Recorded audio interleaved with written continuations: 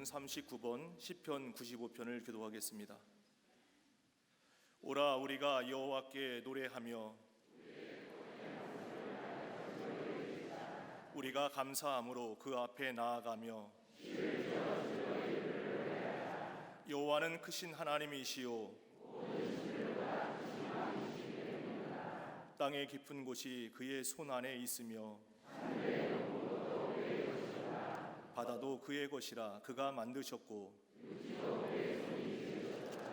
오라 우리가 굽혀 경배하며 그는 우리의 하나님이시요 우리는 그가 기르시는 백성이며 그의 손이 돌보시는 양이기 때문이라. 아멘.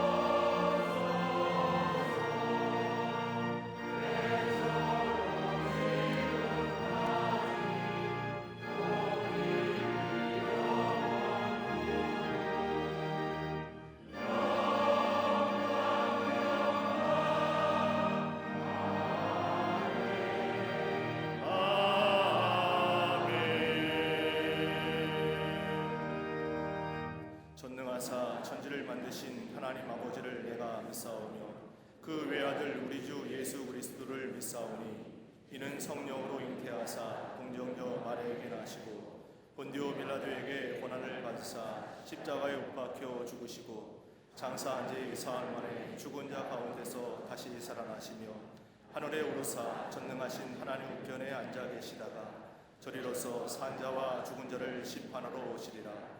성령을 믿사오며 거룩한 공회와 성도가 서로 교통하는 것과 죄를 사하여 주시는 것과 몸이 다시 사는 것과 영원히 사는 것을 믿사옵나이다. 아멘.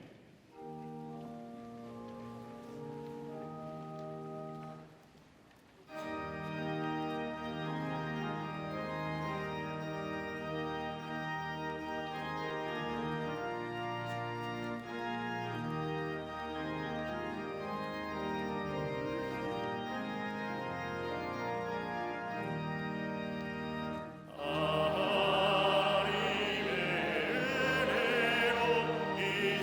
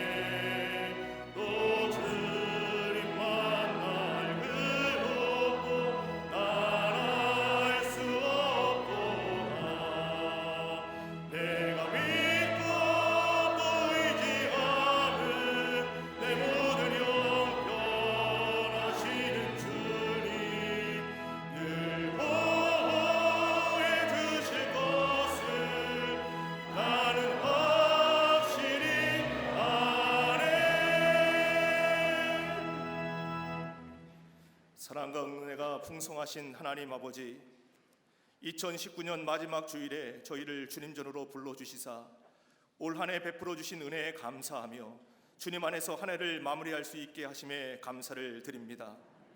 지난 한 해를 되돌아볼 때 삶을 낙심케 하며 근심과 염려 속에 빠지게 만들었던 모든 어려움과 환난 속에서도 저희를 건져주셨고 믿음으로 이기게 하시며 소망 중에 인내할 수 있도록 힘 주셨음에 감사를 드립니다.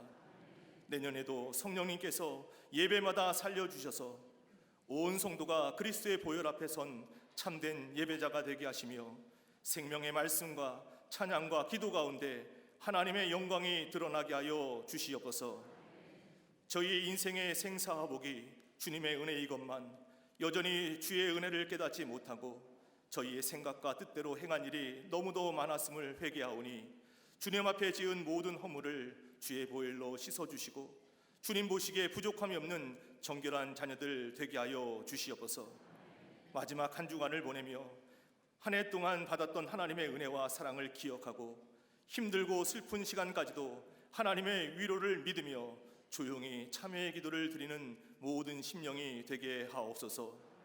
2020년 새해를 맞이하며 예수님의 마음으로 새롭게 되어 새 사명, 새 헌신을 새 능력으로 감당하는 영적 쇄신의 감격을 누릴 수 있도록 은혜 베풀어 주시옵소서. 대한민국의 회복과 소망의 새 역사를 허락해 주실 하나님 아버지, 전능하신 하나님 앞에 겸손히 꿇어 엎드려 기도할 때 온 나라가 회복되고 치유되게 하옵소서. 예기치 않은 시대의 도전 앞에 대통령과 이종자들이 창조적인 지혜와 공직의 윤리로 소망의 길을 열어가며 후손과 미래를 위한 올바른 정책을 수립하는 용기와 소통의 능력을 부어 주시옵소서. 거짓과 모략으로 황폐해진 사회 속에서 그리스도인들이 진실과 공감, 경청의 자세로 늘 섬김의 본을 보이므로 따스한 그리스도의 계절이 도래하게 하옵소서. 북한이 핵 개발과 미사일 발사 위협 등 벼랑 끝 전술을 포기하고 개혁 개방과 대화의 장으로 나오게 하시사 동토의 땅에 복음으로 말미암는 봄날이 속히 임하게 하옵소서. 오직 복음만이 북한을 소망의 땅으로 변화시킬 유일한 방법임을 고백하며 눈물로 기도할 때 하나님의 은혜로 피 흘림 없는 복음적 평화 통일 속히 이루게 하여 주시옵소서. 광림의 재단에 새날을 열어주시는 하나님 아버지, 온 교회가 새해의 비전을 나누며 은혜와 열정의 믿음 공동체로 온전히 세워지게 하여 주시옵소서. 주의 재단이 믿음의 새 차원으로 올라가 모든 상황을 압도하는 성령의 능력으로 한국 교회와 이 민족의 새로운 미래를 위한 새로운 토대를 세워가게 하옵소서. 새해에도 나라와 열방을 주님께 인도하는 영적 기자비 역할을 감당하게 하옵시며 주님의 인자하심과 긍휼하심을 선포하며 구령의 열정으로 복음을 전하는 전도와 선교의 사명을 잘 감당하게 하옵소서. 모든 부서와 기관마다 하나님 전을 사모했던 다윗의 마음으로 충만케 채움받게 하시며 유무영의 은사를 통해 주님께 영광 돌리게 하옵소서. 속회와 선교회가 세상으로부터 부름받은 하나님의 백성들이요 세상으로 보냄받은 그리스도의 제자들의 모임으로 매일 기도의 겨자씨를 뿌리고 응답의 큰 나무의 꿈을 이루게 하옵소서.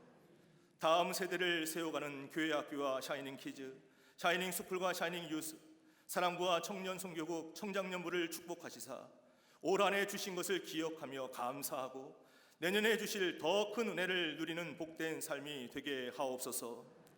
세우신 지성전과 국내의 선교지를 성령의 불성각으로 보호하여 주사 거대한 세속화의 조류를 막아내는 진리의 기둥과 터가 되게 하옵소서. 복음의 절대성을 견고히 세워가며 죄성을 이기는 강력한 복음의 생기로 가득 채워지게 하옵소서.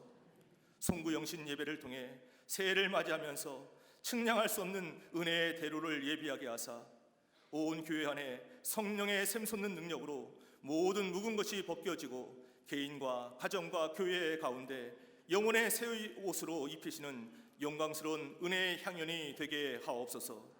가정과 자녀와 일터마다 인생의 참된 가치를 하나님 가까이 하는 곳에 두게 하사 하나님의 특별한 목적을 깨달아 더욱 온전함으로 영적 성장과 부흥의 용광로로 쓰이게 하여 주시옵소서.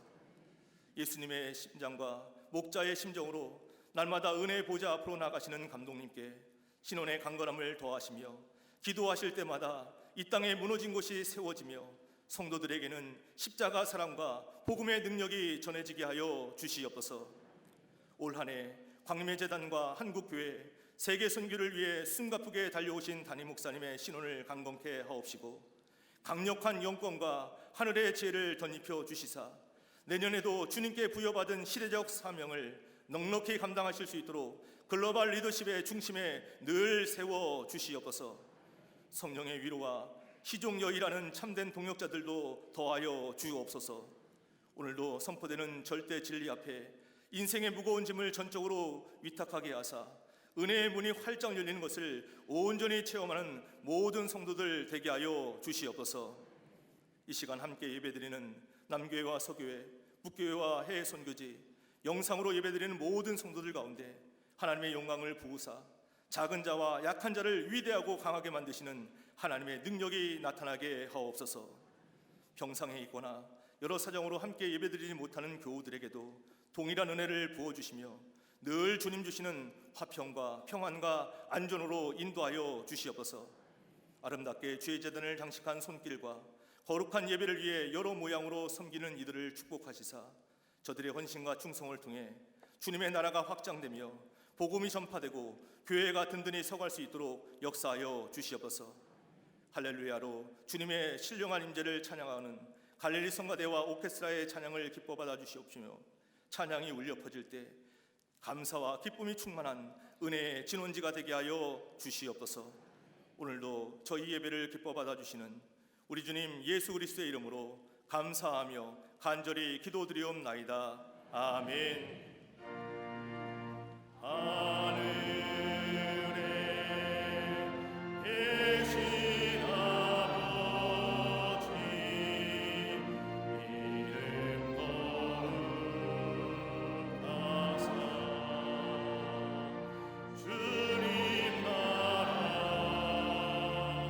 임하시고 뜻이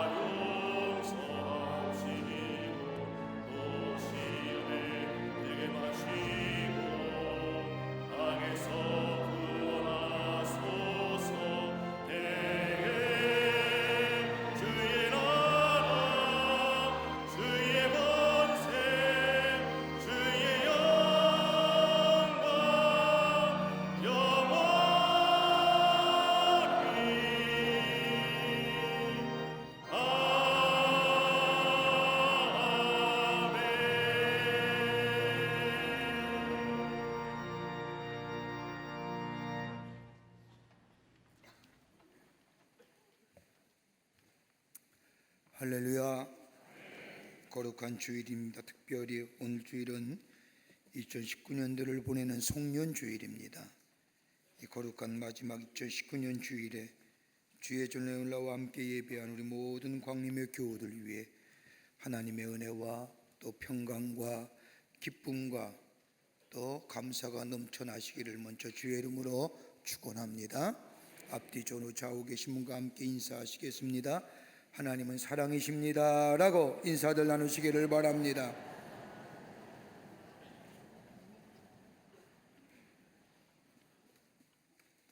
당회와 구역회가 오늘 저녁 예배 후에 본당 예배실에서 있겠습니다. 당회원과 구역회원 되시는 분들 잊지 마시고 꼭 참석하여 주시기를 바랍니다. 특별히 새롭게 신천 임원으로 피택되시어 면접까지 다 마치신 신촌 임원 되시는 분들은 꼭 당회와 구역회에 참석하셔서 인준을 받아주시기를 바랍니다. 임원들은 다 오시는 것이 감리교회 교리화장 중입니다. 오셔서 함께 구역회와 당회에 참석하시기를 바랍니다. 2019년을 보내고 2020년을 맞이하는 송구영신 예배가 오는 12월 31일 밤 11시 30분 본당 예배실에서 그리고 구속 예배실에서 있겠습니다.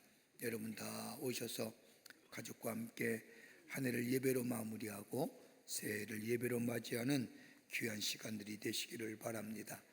오늘 화요일 11시 반 본당대 예배실에서 있겠습니다. 오늘 여러분 주보 사이에 2020년 맞이 송구영신 예배 서원 기도 제목 봉투를 넣어드렸습니다. 하나님 내게 주신 기도의 제목이 뭔가 적어서 정성껏 적고 정성껏 헌금해서 하나님 앞에 드리면서 예배 드릴 때에 올해도 우리에게 기도의 응답을 함께 해주시던 하나님이 2020년에도 우리에게 풍성한 기도의 응답이 우리 가운데 있게 될 줄 믿습니다. 여러분 기억하시고 기도 제목을 적고 정성껏 서문헌금 넣어서 송구영신 예배 때 함께 하나님 앞에 드리며 예배하는 그리고 우리에게 큰 은혜가 있게 될 줄 믿습니다. 2020년도 임원전지 훈련이 1차로 1월 8일서부터 10일까지 집사님을 대상으로 있겠고 2차는 1월 15일서부터 17일까지 권사님을 대상으로 있겠습니다. 임원전지 훈련 임원 되시는 분들 한 분도 빠짐없이 참여하시기를 바랍니다. 2019년도 기관 재정감사가 있습니다. 각 기관별로 1월 12일까지 정부와 결산표를 작성해서 재정부로 제출해 주시기를 바랍니다. 오늘 강남위안은 전병희 장로님 오주기를 추모하며 박선재 목사님 또 최신혜 장로님 박지한 장로님의 신앙을 기리며 자손들이 장식해 주셨습니다. 선교구와 교구 소식 나와 있습니다. 보시고 참여해 주시기를 바랍니다. 결혼하실 가정이 있습니다. 축하해 주시고요. 지난 한 주간에 어려움을 당한 가정들이 계십니다. 만나실 때 위로하여 주시기를 바랍니다. 그 밖에 박스 광고에 많은 광고들 나와 있습니다. 보시고 기도와 관심과 참여를 부탁드립니다. 우리 웨슬리 문화센터의 장전 갤러리에서 서양화 클래식 작품 전시가 있습니다. 여러분 가셔 보셔서 또 은혜도 받고 감동도 감화도 받는 시간 되시기를 바랍니다. 여러분 주보 사이에 성경 읽기표를 넣어드렸습니다. 이 성경 읽기표는 새해를 맞이하면서 여러분이 다 한 번쯤은 내가 이번 올해는 성경 한번 읽어보리라 다짐하셨죠? 네, 다 하셨을 겁니다. 그것조차 안 하시면 아니죠. 작심 3일이라 그랬더라도 다 한 번쯤은 마음 먹으셨을 겁니다. 그래서 이렇게 성경 읽기표를 넣어드렸습니다. 여러분 이대로 읽으면 올해 안에 성경 한 번 읽습니다. 하나님의 생명의 말씀을 읽을 수 있습니다. 여러분 가져가셔서 성경책 사이에 끼시고 올해 안에 한 번은 성경 읽는 그런 기회가 되시기를 바랍니다. 그 밖에 광고들 보시고 기도와 관심과 또 참여를 부탁드립니다. 이 시간에는 우리가 12월 20일 날 우리 수도원의 성전을 새롭게 단장하고 봉헌 예배를 드렸습니다. 많은 분들이 오셔서 함께 축하하고 기뻐했습니다만은 안 오신 분들이 더 많아서 동영상을 좀 준비했습니다. 동영상을 본 후에 성경 봉독이 있겠습니다.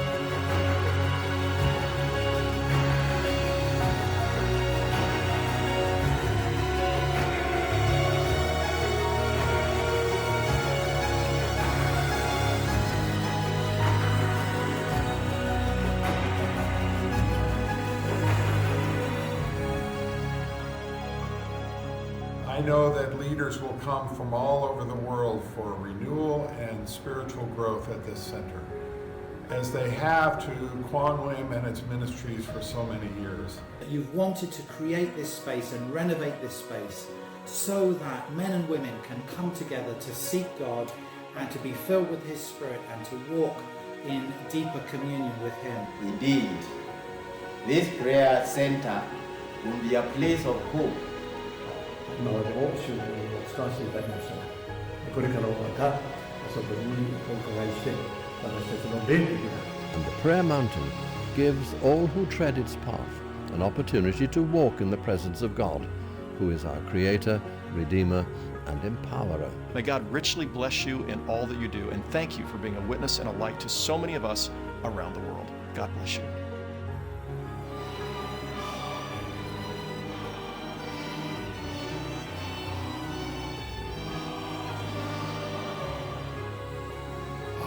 이 수도원이 1987년부터 시작이 돼서 그 30년 동안 많은 한국교회 성도들이 이곳에 와서 주님을 만나고 저들의 심령이 변화되고 새롭게 된 역사를 이곳에서 경험했습니다. 이 수도원과 더불어 샬롬 하우스를 올해 다 새롭게 단장하고 봉헌하게 되었습니다. 한국에 있는 많은 교회들이 이 성전을 정말로 귀하게 쓰고 이곳에서 새롭게 변화되고 기도의 응답이 있고 영적인 성숙을 가져오는 한국교회를 위해 귀한 쓰임받는 장소가 되기를 간절히 소망합니다. 한국교회가 존경하는 우리 김선도 감독님, 그리고 여러분이 자랑스러워하시는 감리교회 자랑이신 김정성 목사님, 그리고 우리 장로님들, 그리고 우리 광림교회 성도 여러분, 정말 수고 많이 하셨습니다. 하나님께서 이곳에 찾아오는 모든 사람들을 만나 주셔서 정말 이곳에 오면 하나님의 음성을 듣고 그 옛날 우리의 뜨거웠던 영성들이 회복되는 아름다운 하나님의 집이 되셔서 하나님께서 다른 건 다 내줘도 내가 이 집만큼은 내줄 수 없다. 그래서 이 광림수도원이 여러분의 자손 대대로 하나님의 전으로 끝까지 남아있는 아름다운 축복의 전이 되기를 축복하고 오늘 이 귀한 자리를 만들어주시는 교우들께 다시 한번 축하를 드립니다. 고맙습니다.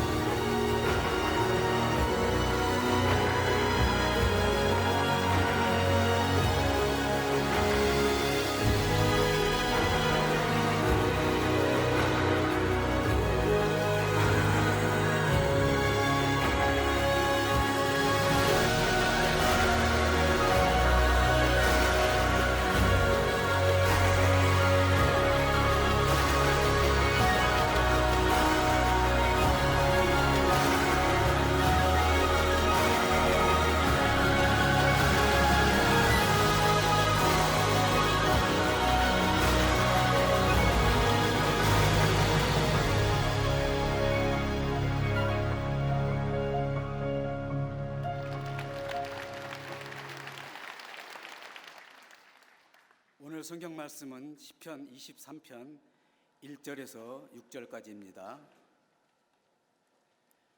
여호와는 나의 목자시니 내게 부족함이 없으리로다. 그가 나를 푸른 풀밭에 누이시며 쉴만한 물가로 인도하시는도다. 내 영혼을 소생시키시고 자기 이름을 위하여 의의 길로 인도하시는도다.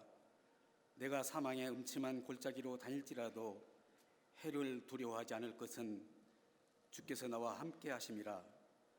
주의 지팡이와 막대기가 나를 안위하시나이다.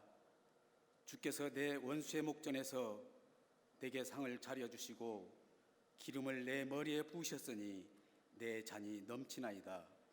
내 평생의 선하심과 인자하심이 반드시 나를 따르리니 내가 여호와의 집에 영원히 살리로다. 아멘.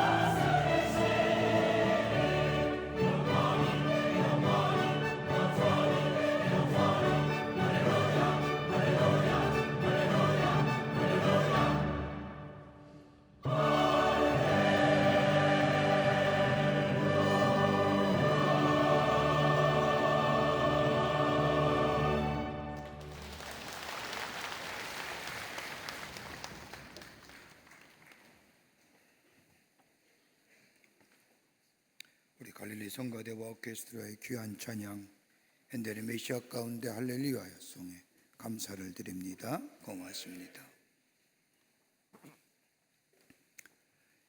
구약 성경의 시편 가운데 가장 많은 사람들에게 사랑받는 시편의 말씀이 있다고 하면 아마 읽은 시편 23편의 말씀일 것입니다.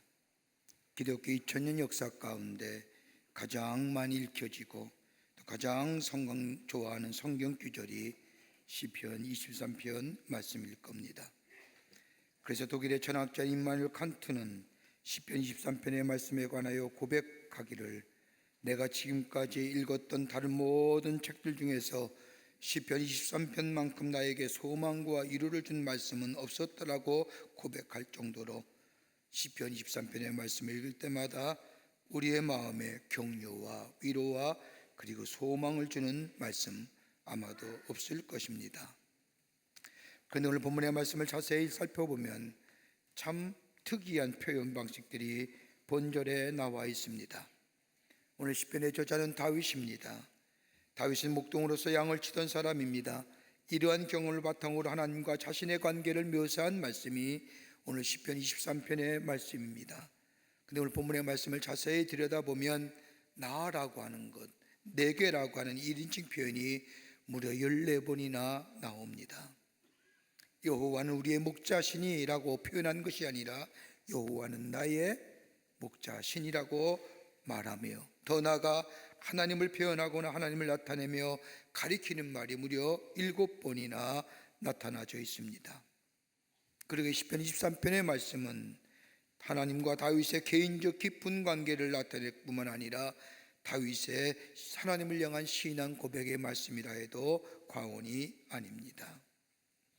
다윗에게 어떻게 그렇게 굴곡진 삶을 살아왔습니까? 라고 묻는 사람들이 있다면 아마도 시편 23편의 말씀을 통하여 자신의 삶 비록 굴곡진 인생의 삶이었지만 오늘 이 삶, 내 삶, 오늘 이 자리까지 오게 된 것은 하나님 전적인 인도하심이었다고 고백합니다.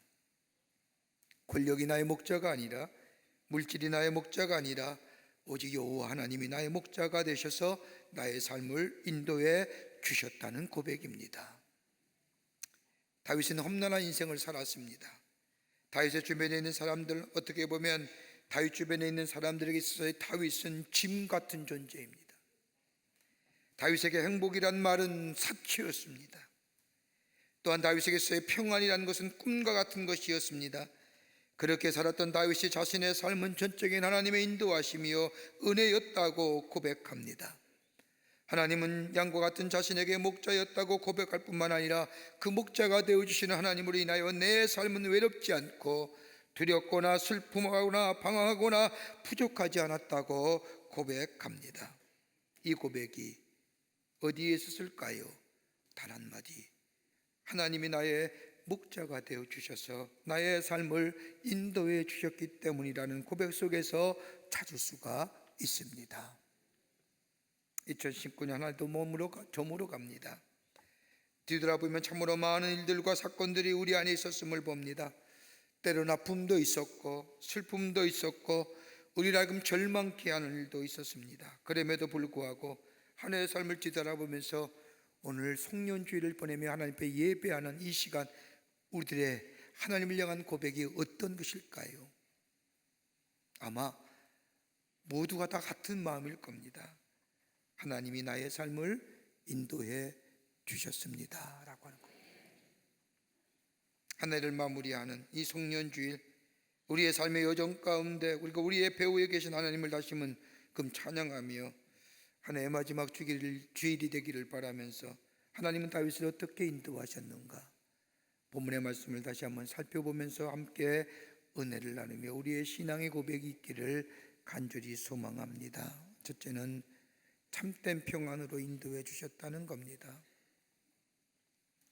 다윗이 고백한 여호와는 나의 목자시라는 고백은 다름이 아니라 그 목자 되시는 하나님께서 나의 삶을 평안한 삶으로 인도해 주셨다는 겁니다. 오늘 함께 읽은 시편 23편 1절과 2절의 말씀을 보면 여호와는 나의 목자시니 내게 부족함이 없으리로다. 그가 나를 푸른 풀밭에 누이시며 잔잔한 물가로 인도하시는도라고 고백합니다. 여러분, 다윗처럼 불안정한 인생을 살았던 사람 없었을 겁니다. 그가 경험했던 일 한마디로 정의한다면 두려움, 염려, 불안, 걱정, 분노, 억울함, 절망, 아마 부정적인 단어를 다 가지고 와서 다윗의 인생을 정의한다 할지라도 모자랄 지경일 겁니다. 이 세상 어느 누구도 다윗의 인생이 편안한 인생이었다고 말할 수 있는 사람 아무도 없습니다. 그런데 오늘 본문의 말씀을 보면 이러한 다윗의 자신의 삶을 돌이켜보며 고백하길 내 삶은 평안한 삶이었다라고 말하면서 그 배후에는 목자가 되시는 주님이 나와 함께 계셨고 나의 목자가 되셔주셨기에 내 삶이 평안한 삶이 되었다라고 말합니다. 토론토 대학의 토양학자인 필립 켈러라고 하는 사람이 쓴 책 가운데 양과 목자란 책이 있습니다. 그가 저 광야에 나가 8년 동안 양을 치면서 경험했던 것을 가지고 시편 23편의 말씀을 새롭게 해석한 책입니다. 그 책을 보면 양의 독특한 특성 4가지가 있다고 합니다. 하나가 뭐냐? 양은 본래 겁이 많은 동물인지라 모든 두려움이 벗어나기 않으면 눕질 않는다는 겁니다. 두려움이 사라져야만이 비로소 눕는다는 겁니다. 또 하나의 특징은 양들은 하나의 집단 안에서 사회적 행동을 하는 동물이라 저들 간에 싸움이 있으면 편히 눕질 않는다는 겁니다. 그럼 어떻게 보면 양들이 우리보다 나은 것 같아요. 온통 싸움질하는데 우리는 편히 누워 잡지 않습니까? 양들은 못 잡답니다. 세 번째는 발이나 기생충이 있어서 괴로울 때도 양들은 눕질 않는다고 합니다. 양이 거하는 우리는 기생충과 해충으로부터 벗어날 수 없는 공간입니다. 해충과 기생충으로부터 공격이 없어야만이 누울 수 있다고 하니 결코 쉼이 없는 동물입니다.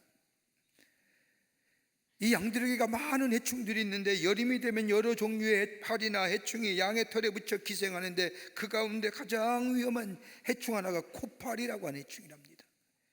이 코파리는 양의 코 안에 점막에 알을 낳아서 이 알이 깨어 애벌레가 되면 양의 뇌로 들어간다고 합니다. 이렇게 되면 너무나 고통스러워 양이 자신의 머리를 기둥에 찍으면서 죽는다고 합니다. 네 번째는 양들은 배부르지 않으면 결코 눕지 않는다고 합니다. 배가 부를 때까지 먹이를 찾아다녀야 합니다. 목축업을 나라들을 보면 대부분이 다 건조하고 비가 적습니다. 그래서 푸른 초장을 찾는다는 것은 쉬운 일이 아닙니다. 목자들이 땅을 잘 관리하지 아니하면 푸른 초장을 찾아볼 수가 없습니다. 그런데 신기한 것은 푸른 초장을 찾아다녀야 배불러야만이 눕는 이 양들이 목자가 곁에 있으면 눕는다는 겁니다. 목자의 존재 자체가 양들에게는 다른 그 어떤 것보다 중요하다는 겁니다. 두려움과 긴장과 괴로움과 배고픔에서 벗어나 확실한 자유와 만족이 있어야만이 눕는 이런 양들, 이 양의 문제를 해결할 수 있는 단 한 사람, 목자밖에 없습니다. 그러게 다윗이 고백한 여호와는 나의 목자시니 내게 부족함이 없다는 고백은 그의 삶이 그러했다는 겁니다. 내 일생을 뒤돌아보니 나에게는 쉬는 날이 없었다는 겁니다. 평안한 날이 없었습니다. 그러나 그 나의 평안하고 불안한 나의 삶, 평안이 없는 나의 삶 속에 주님이 목자 되셔서 나로 하여금 편히 쉬게 하셨고 나의 삶을 평안한 삶으로 인도해 주셨다는 겁니다. 여러분, 인생에서 가장 큰 문제가 뭘까요? 우리 삶에 목자는 물질의 문제고 건강의 문제라고 얘기하지만 여러분, 물질과 건강의 문제는 우리의 큰 문제가 되지 않습니다. 다름 아닌 우리 내면 속에 가지고 있는 염려라는 겁니다. 염려 때문에 불안해하고 염려 때문에 걱정합니다. 그러기 심리학자에 의하면 우리가 염려하는 것의 85%는 우리가 염려하지 않아도 될 것을 염려한다는 겁니다. 여러분, 염려하게 되면 어떤 증상이 일어나느냐? 여러분, 아무런 도움되지 못합니다. 염려는요, 더 나아가 아무것도 달성하지 못하게 합니다. 더 나아가 우리의 문제 해결에 도움이 되지 못합니다. 더 나아가 우리 안에 평안을 앗아갑니다. 그러기 염려란 단어의 고전적 영어의 뜻을 보면 질식시키다, 숨막히게 하다는 뜻입니다. 염려는 우리에게 기쁨과 감격을 뺏어갈 뿐만 아니라 우리 안에 평안함을 사라지게 합니다. 여러분, 우리가 자리에 눕지만은 평안해서 자리에 눕는 사람이 얼마나 있을까요? 여러분, 어젯밤 주무실 때 평안한 마음으로 주무셨어요? 몸이 피곤하니까 견디지 못해서 주무신 거지. 편안한 마음으로 눕는 분은 얼마나 계십니까? 이리 뒤척이고 저리 뒤척이고 우리 마음에 어둠 그림자가 드리워져 있어 걱정과 염려로 이리 뒤척이고 저리 뒤척이는 우리의 모습이지만, 돌이켜보면 걱정과 염려가 가득한 인생이지만, 그럼에도 불구하고 우리 하나님께서 우리의 삶을 평안 중에 인도하셨다. 왜냐하면 우리 주님이 우리의 목자가 되어주셨다는 겁니다. 양과 같은 나에게 우리 주님이 목자가 되어주셨기에 거칠고 힘든 세상 속에도 나의 삶을 평안의 삶으로 인도해 주셨다는 것은 우리 주님이 나의 목자가 되어주셨다는 겁니다. 다윗의 고백이 바로 그 고백입니다. 우리도 그렇지 않습니까? 그럼에도 불구하고 우리의 삶 여기까지 올 수 있다는 것, 염려가 우리 마음에 들 때마다 하나님을 향하여 주님이 나의 목자 되어 주십니다, 나의 선한 목자가 되어 주십니다라고 고백하며 그 주님이 나의 삶 속에 나의 삶을 이끌어 오셨기에 평안한 가운데 오늘 이 자리에 우리가 여기까지 오게 된 줄 믿습니다.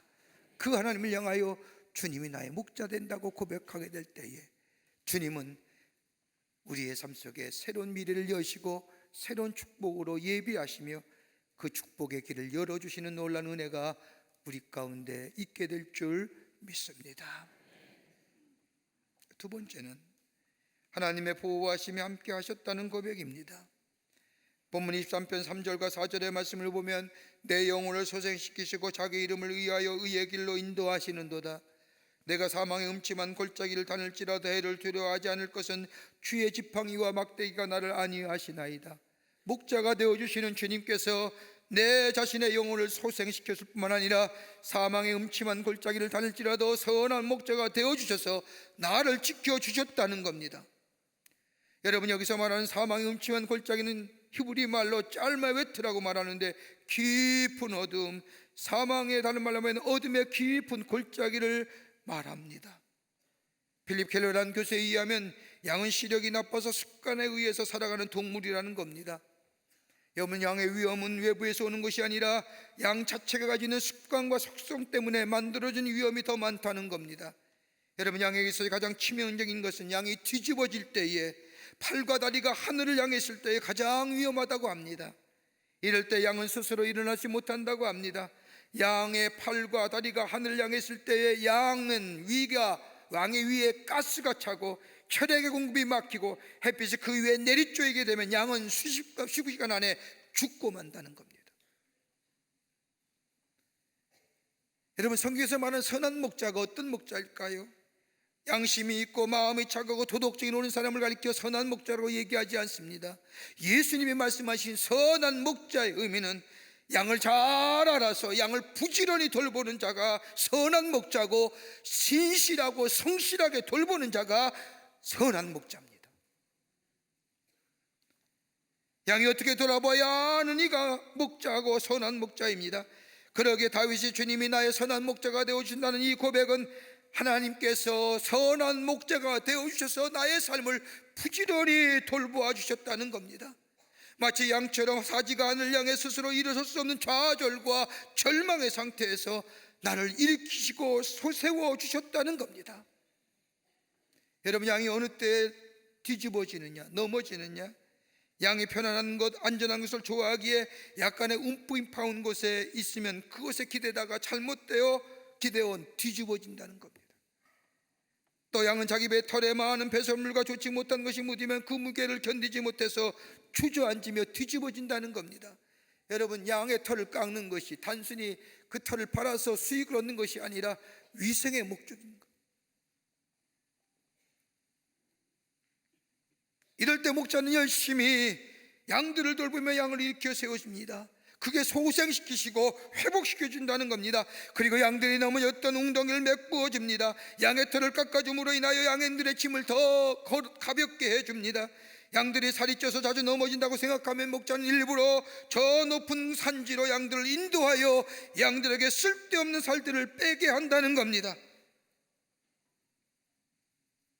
이러던 양들은 자신이 가지고 있는 습성으로 인하여 그 삶 자체가 위험한 겁니다. 그런데 다윗은 고백하기를 내가 사망의 음침한 내 습성, 내 욕심, 내 욕망의 골짜기에서 내 영혼을 소생시켜주고 내 영혼을 살게 해 주셨다는 겁니다. 여러분, 우리가 가지고 있는 습관과 욕심과 욕망대로 우리의 인생이 되었다고 한다면 아마 우리의 인생은 파멸로 끝냈을 겁니다. 내가 하고 싶은 일, 우리가 가지고 싶은 욕망들, 욕심들, 우리가 하고 싶은 대로 다 되었다고 한다면 아마 우리가 여기까지 올 사람은 아무도 없었을 겁니다. 우리가 가지고 있는 욕심과 욕망대로 되어진 것보다 되지 않은 것이 더 많았기에, 우리가 생각하는 것처럼 되지 않았기에 오늘 이 자리에 모여서 하나님 앞에 감사 고백하며 예배합니다. 안 그렇습니까? 내 마음대로 되셨다면 여기 오셨겠습니까? 내 뜻대로 내 모든 것이 다 욕심과 욕망대로 이루어졌다고 한다면 아마 이 자리에 오실 분은 아무도 없을 겁니다. 여러분은 어때 우리의 인생이 넘어질까요? 우리의 인생의 여정 가운데 편해 보이는 곳에 눕다가 넘어지거나 양들처럼 뒤집어져 팔과 다리가 하늘 향해 혼자 스스로 일어설 수 없는 그런 지경의 삶, 여러분 한 해 살면서 얼마나 많았습니까? 욕심으로, 욕망으로 물질을 더 얻어보겠다고 신앙의 모습보다는 세속적인 모습으로 더 많은 것을 가지려고 하다가 내 인생에 많은 것들을 가지고 많은 것들을 내가 소유하고다 그거 쥐고 가다가 지치고 쓰러져 주저앉을 때가 얼마나 많았습니까? 그런데 우리 주님께서 목자가 되어주셔서 우리의 인생의 짐을 대신 져주실 뿐만 아니라 목자가 양의 털을 깎아 주듯이, 그래서 무거운 것을 덜어주듯이 우리의 문제를 해결해 주시면서 우리로 하여금 다시금 우리의 인생의 여정을 걸어가게끔 가볍게 해 주시며 인도해 주시지 않으셨습니까? 우리가 너무 기대해져서 교만해져서 아무것도 알지 못할 때 우리 하나님은 시련과 연단을 통하여 우리로 하여금 교만할 때 보지 못했던 것들을 보게 하시고 겸손하게 하시고 낮추시고, 그때는 그것이 무엇인지 잘 몰랐지만은 시간이 지나는 후에 보니 그때의 시련과 연단이 있었기에 오늘 내가 그곳에 사망의 음침한 골짜기도 모르고 가려했던 우리의 삶, 시련과 연단을 통하여 우리의 신념과 생각을 깨게 하시고 그 골짜기에 걸어가지 않게 하시고 우리가 하여금 더 겸손하게 풍요롭게 우리의 삶을 살 수 있도록 인도하지 않으셨습니까?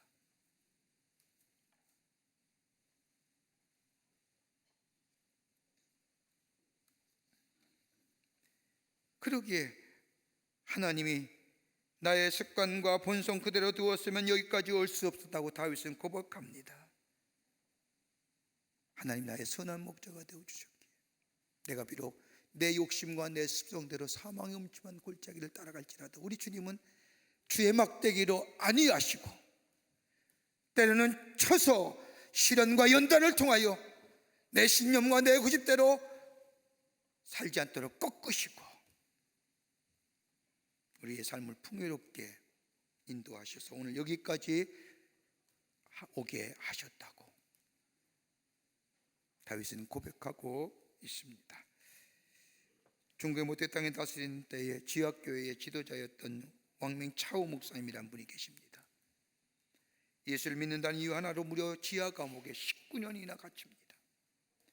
고문과 고통을 당하면서 그가 지킨 믿음 때문에 중국의 지하교회와 수많은 믿음의 지도자들이 용기를 얻습니다.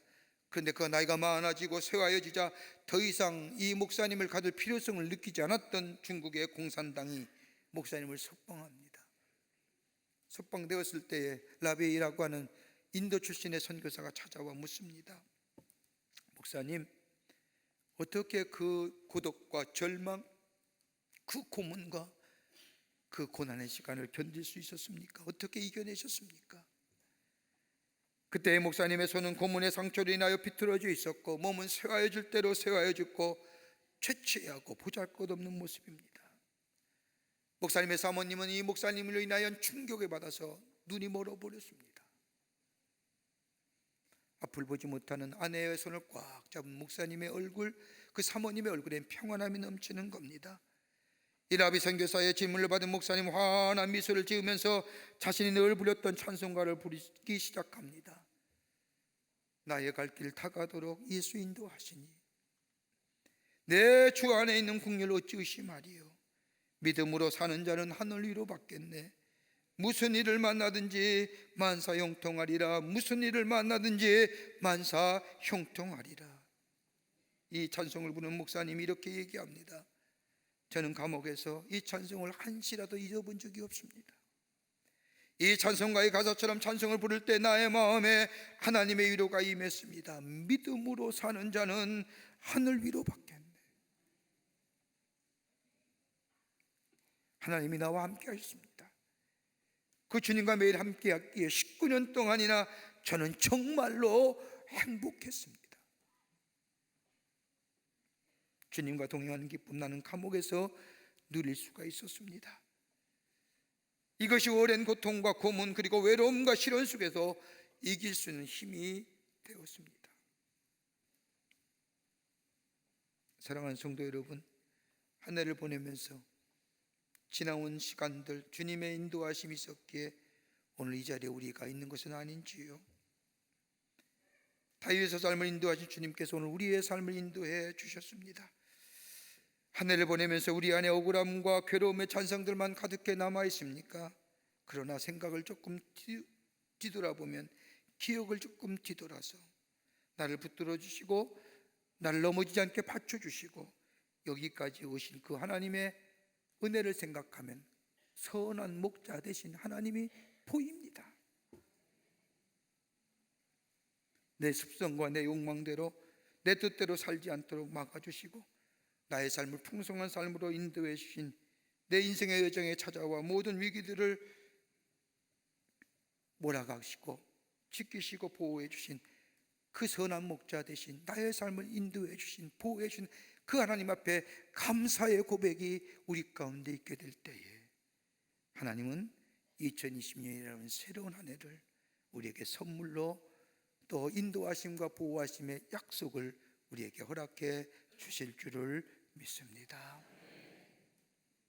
끝으로 앞서가시는 주님이란 다른 말로 말하면 소망으로 나의 삶을 인도해 주셨다는 겁니다. 시편 23편 5절 말씀을 보십시오. 주께서 내 원수의 목전에서 내게 상을 베푸시고 내 머리에 내 기름으로 내 머리에 바르셨으니 내 잔이 넘치나이다. 6절 말씀에 보면 내 평생의 선하심과 인자하심이 반드시 나를 따르리니 내가 여호와의 집에 영원히 거하리로다. 여기서 내게 상을 베푸신다는 것은 좋은 꼴로 먹이신다는 겁니다. 최적의 휴식처요 가장 싱싱하고 좋은 꼴로 먹이기 위하여 앞서가시는 주님이 장소를 물색하신다는 겁니다. 독주가 있는지 가볍게 불을 뜯게 할지 아니면 오래 머물면서 충분히 뜯게 할지 경사진 곳에 머물게 할지 아니면 목처지에 머물게 할지 미리미리 예비하시고 정해 두신다는 겁니다. 여러분 창세기 22장의 말씀을 보면 하나님이 아브라함을 부르십니다. 그리고 나서 아브라함에게 말하기를 내 아들 내 사랑하는 독자 이삭을 데리고 모리아 땅으로 가서 내가 내게 지시하는 한 산 거기서 그를 번제로 드리라 말합니다. 75살에 고향을 떠날 때 하나님이 약속했던 것, 하늘의 별과 같이 바닷가의 모래와 같이 자손을 주시겠다고 약속했는데 25년이 지난 후에 달랑 이삭 하나 주신 겁니다. 근데 그 하나님, 이삭을 주신 하나님께서 그 이삭을 도로 바치라는 겁니다. 번제로 불태워 드리라는 겁니다. 그럼에도 불구하고 아브라함은 납득이 되지 않지만 그 말씀에 순종해 갑니다. 이삭을 데리고 사흘 길을 걸어 모리아산에 이릅니다. 제단에 이삭을 놓고 칼로 찌르고 할 때에 그때 하나님께서 하늘의 음성이 들려옵니다. 그 아이에게 손대지 말라. 내가 이제야 내가 하나님을 경외한 줄 내가 아노라. 그리고 옆을 보니 수양 한 마리가 숯불에 걸려 바둥거리는 겁니다. 그 수양을 잡아서 번제로 드리게 될 때 하나님이 그 제산, 그 예배를 기쁘게 받으셨다는 겁니다. 그 후에 그 땅 이름을 아브라함은 여호와 이래. 하나님이 준비해 주셨습니다.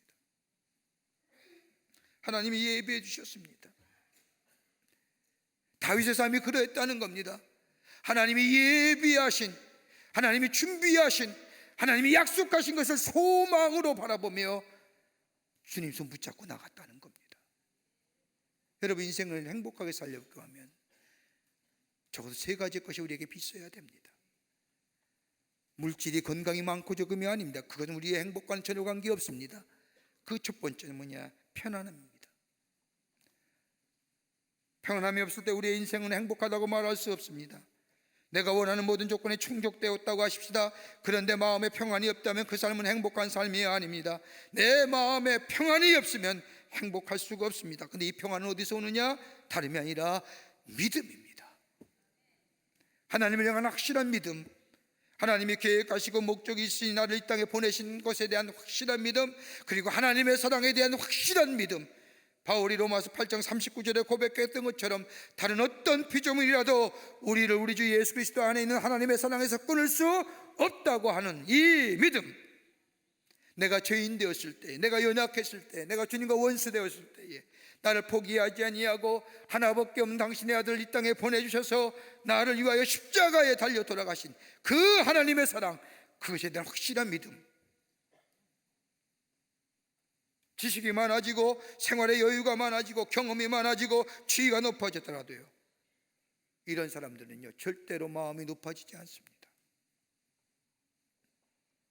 이런 것을 누릴 때에 뭘 생각해요? 하나님의 사랑을 생각하고 하나님 내게 축복을 생각하며, 그 다음에 뭐예요? 그것으로 끝나는 것이 아니라 하나님이 내게 준 이 축복 어떻게 사용할 것인가, 사명을 생각하는 겁니다.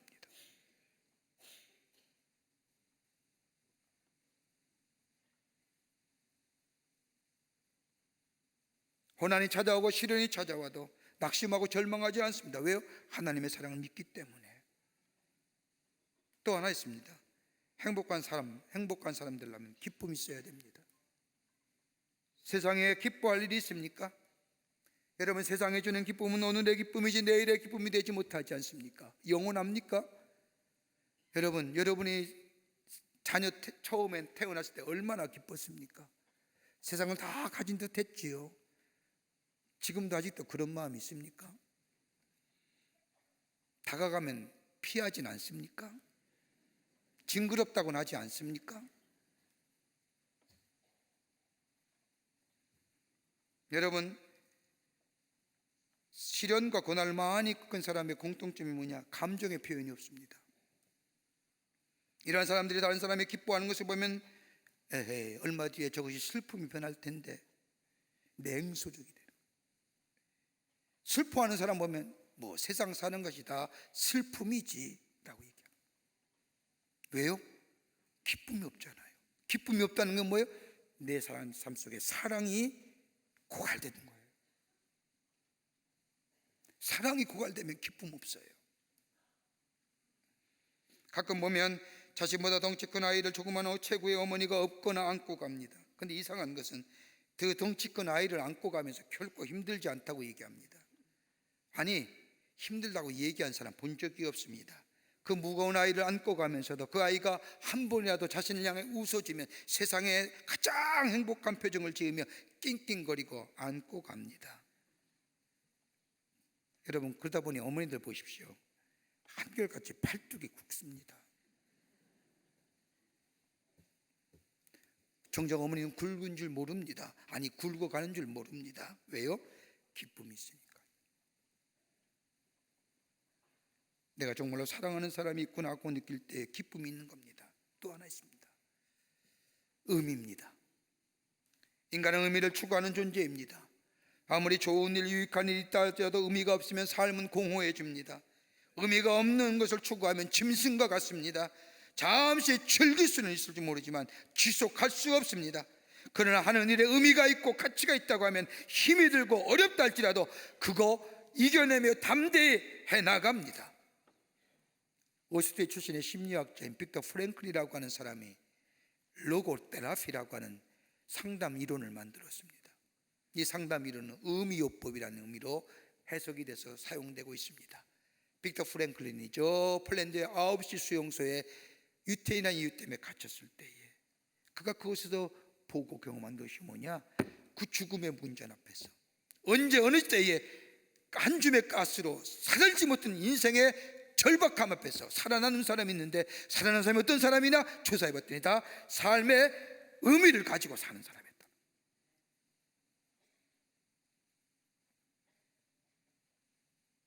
내가 이렇게 살아서 무엇하려 하는 사람들은 구축들하는 겁니다. 그러나 어려움이 있다 할지라도 이건조차 내게 의미가 있어, 이건 의미가 있을 거야. 그 가운데 도무지 찾을 수 없는 삶의 의미지만 찾고 그 의미를 부여잡고 있는 사람이 끝내는 살아남더라는 겁니다. 이 진정한 소망은 어디서 옵니까? 세상에 있는 것도 아니고 나 자신에 있는 것도 아니고 하나님께로부터 옵니다. 하나님께 주신 소망입니다. 하나님이 주신 약속입니다. 다윗은 이 약속을 붙잡고 살았습니다. 그러기에 이 약속을 붙잡으면서 그 피난 다니면서도 주님은 나의 인생의 반석입니다. 주님은 나의 피난처입니다. 주님은 나의 요새요 나의 산성입니다. 나의 소망이십니다. 그 약속을 붙잡고 그렇게 고백합니다. 그러기에 시편 43편 5절의 말씀을 보면 내 영혼아 어찌하여 낙심하며 어찌하여 내 속에서 불안하는가, 하나님을 바라라고 얘기합니다. 그 어려움 가운데 하나님께 소망을 주신 그 약속을 붙잡습니다. 인생을 살아가다가 다윗의 이 하나님의 소망의 약속이 흐뭇해지면 하나님은 아비가일 같은 여인을 통하여 그의 소망을 이끌어 줍니다. 소망이 사라져 엔디게 광야의 동굴의 원통에 헤매어 불평과 불만이 가득 찬 사람들과 있을 때에도 다윗은 이 소망을 붙잡고 그 어두움을 이겨냅니다. 그러기에 시편 50편 7절의 말씀을 보면 내 마음이 확정되었사오니 내가 새벽을 깨우겠습니다라고 고백합니다. 왜요? 소망 붙잡는 거예요. 사랑하는 성도 여러분, 한 해를 보내면서 우리의 삶의 여정은 어떠셨는지요? 다 녹록지 않은 삶의 여정을 걸어왔습니다. 시련과 고난을 닥쳤을 때도 도무지 일어설 힘이 없을 때, 사랑하는 사람을 먼저 떠나보려고 상실감과 좌절감에 미래가 보이지 않아 절망하고 희망이 무너질 때에 좌절했던 우리의 삶. 그런데 그럼에도 불구하고 우리 주님이 우리에게 평안함 주시고 내가 너의 선한 목자야, 우리의 삶을 보호해 주시고 우리가 정말로 아무것도 보이지 않는 불확실성의 미래 가운데서도 하나님 우리에게 소망의 약속을 보여주시며 우리의 삶을 인도해 주셨기에 오늘 이 자리까지 우리가 온 줄 믿습니다. 그러기에 주님이 나의 목자가 되어 주십니다라고 하는 이 시면의 깊은 고백, 이 고백 속에 감사가 터져 나오고, 이 감사에 우리 하나님은 기쁘게 받으시고 우리의 미래를 새로운 미래, 새로운 시간, 하나님의 창조의 역사를 경험하는 새로운 것으로 우리의 삶을 인도하시고 허락해 주실 줄을 믿습니다. 이런 믿음으로 고백되어져 새로운 한 해를 맞이하는 복된 여러분과 저와 되시기를 주님의 이름으로 축원합니다. 하나님 감사합니다. 사랑하시고 지키시고 인도해 주심에 감사합니다. 그러기에 여호와는 나의 목자가 되어 주십니다. 그 하나님 앞에 감사의 고백이 넘쳐나는 저희들 되게 하여 주셔서 새로운 한 해, 새로운 하나님의 약속의 성취를 누리며 하나님의 약속하신 것을 소망 가운데 누리며 사는, 그래서 복되고 풍요로운 인생의 삶을 걸어갈 수 있도록 주께서 도와 주시옵소서. 감사하오며 예수님의 이름으로 기도하옵나이다. 아멘.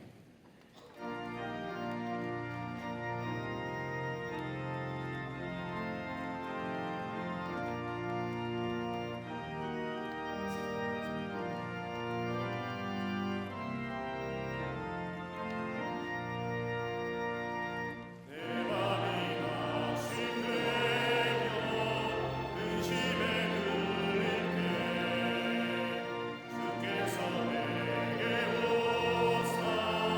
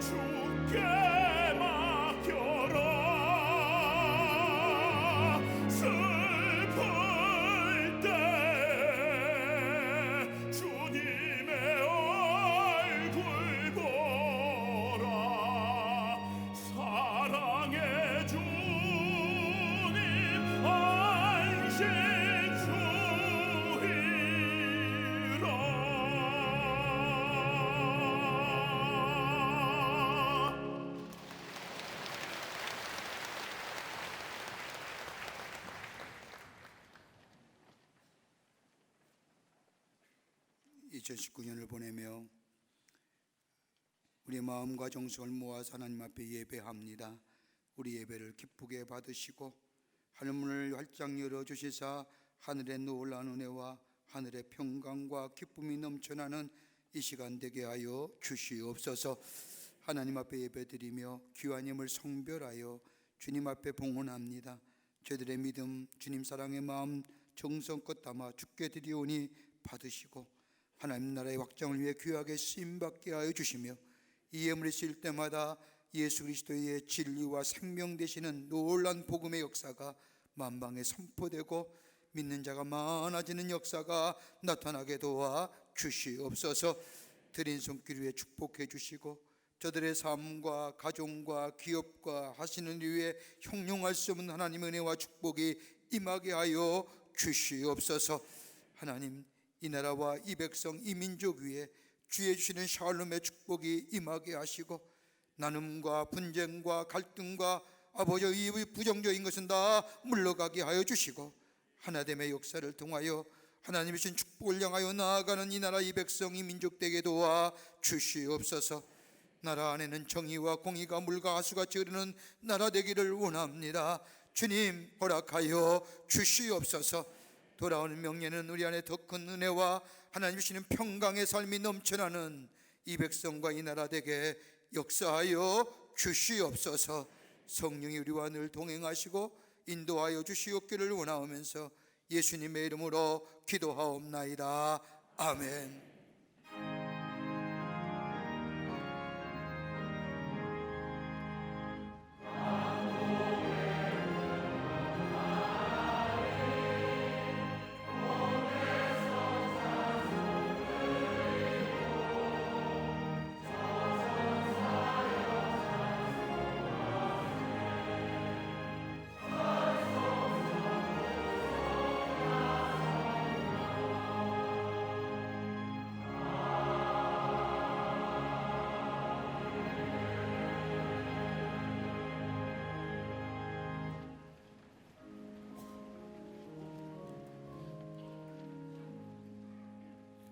교회 처음 나오신 분 계시면 인도자와 함께 나오시면 중심으로 환영하도록 하겠습니다.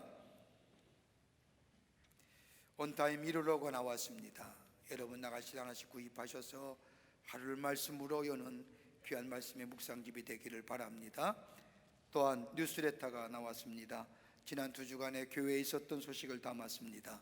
가져가서 보시고 또 전도하며 교회를 알리는 귀한 뉴스레터가 되기를 원합니다. 돌아오는 화요일 날 11시 반서부터 본당 예배실에서 송구영신 예배가 들려집니다. 다 오셔서 함께 한 해를 예배로 마무리하시고 새해를 예배로 여는 우리 성숙한 믿음의 소유자가 되시기를 바라고요. 가족들과 함께 다 와서 함께 예배로 새해를 맞이했으면 좋겠습니다. 여러분 기억하시고 다 참여하시기를 바랍니다. 다 일어나실까요? 전후자유 계심과 이렇게 인사하며 고백하겠습니다. 예수님이 우리의 소망이십니다 라고 인사들 나누시기를 바랍니다.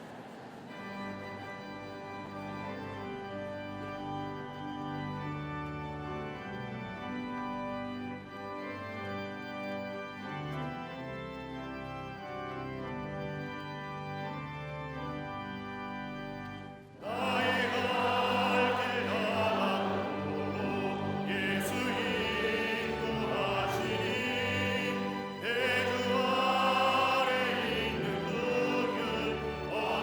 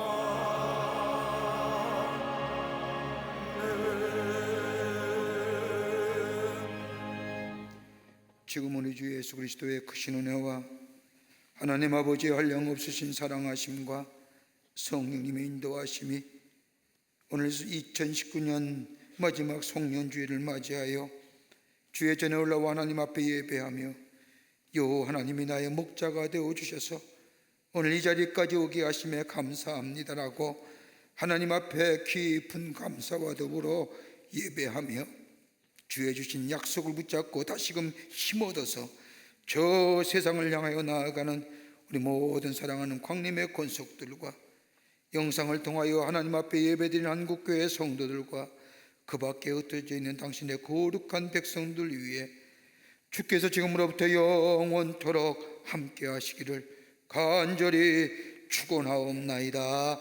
아멘.